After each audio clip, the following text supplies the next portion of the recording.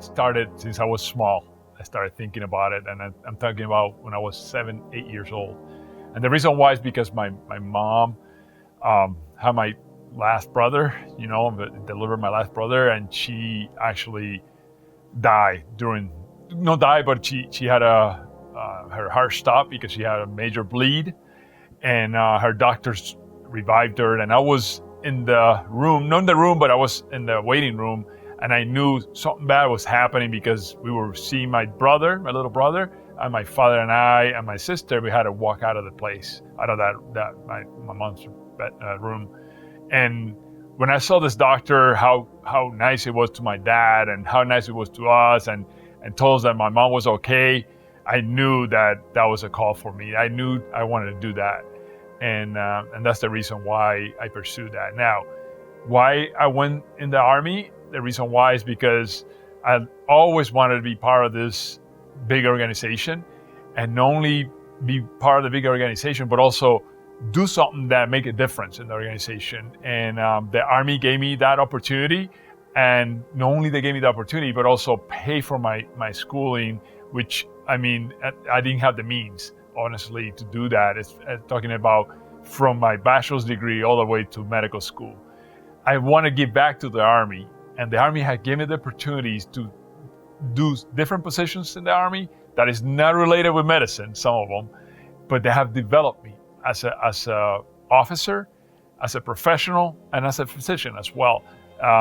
And it also I have learned how to use critical thinking and also be an executive in the Army, which is something that you don't get to do in the civilian if you go. Yes, you might get more pay, but the satisfaction of having other opportunities the Army offer, you can't go wrong with that.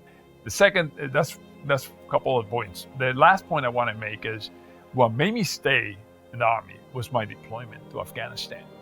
I learned what we do for the Army as a physician, as a provider, and I tell you, that deployment made a difference. Just because I learned who I work for and what do I do for them and how they trust us. And I'll be honest with you, working for the dependents, active duty and retiree is an honor. It's a special population, and that really drives me to stay in the Army.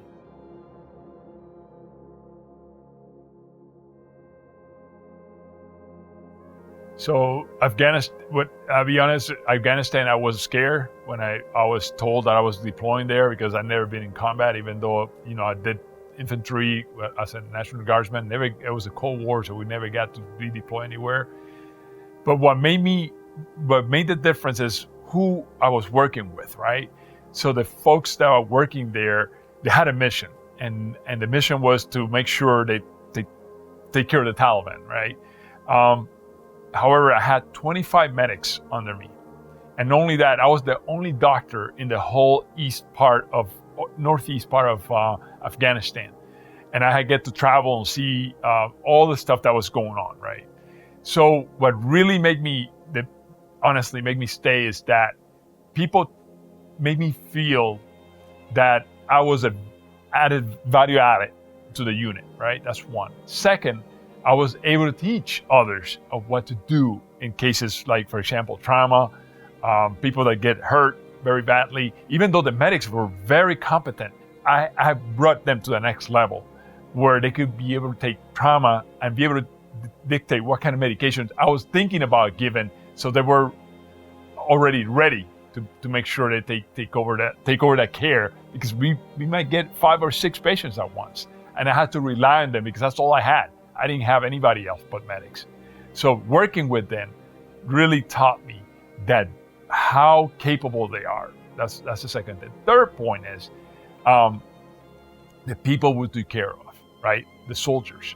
They trusted us, and they knew that if they come to our battalion station, they're going to be safe. Honestly, we did everything we could for those soldiers, and we didn't have one death at all, because we did the right thing. We did we call medevacs very often, and we had the good response, of course, and that helped us. But all those 3 things made me think, this is what I train for, to save lives of people that really matters, right? The people that are putting their lives on the line every day.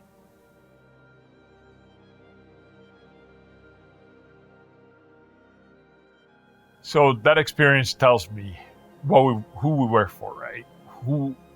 What am I looking when I'm here, when I come here, and is make sure that we provide the best care, the best health care delivery to our active duty, which is, that's our priority, to our dependents, so that way those active duties could do their job and they don't have to worry about their dependents, and our retirees, of course, because we promised them that we're going to take care of them. So that experience gave me the full picture of why we matter here.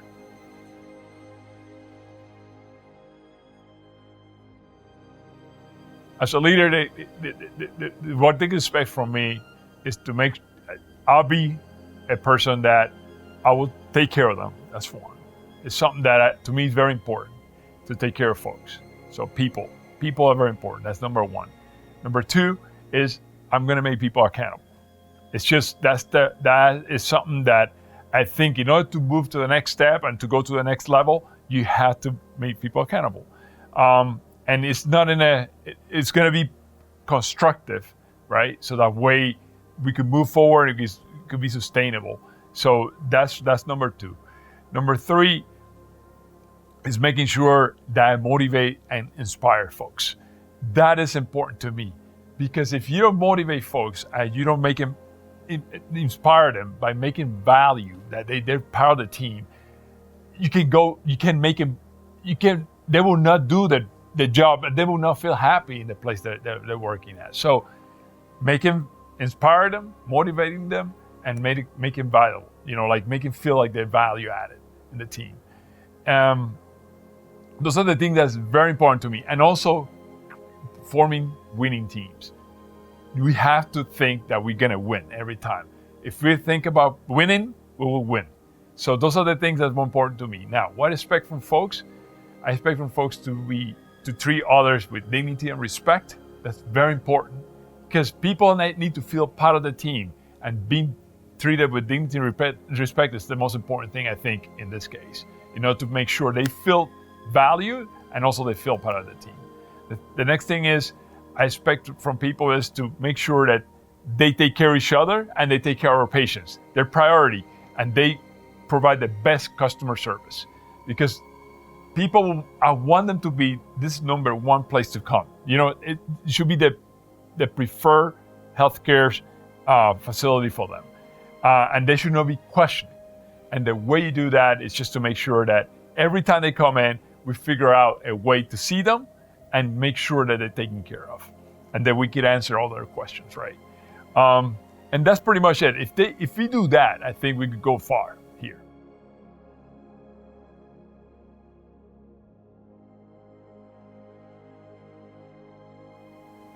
Whenever you see somebody that comes to our clinics or to the emergency room, I just want them to think that there's their family member.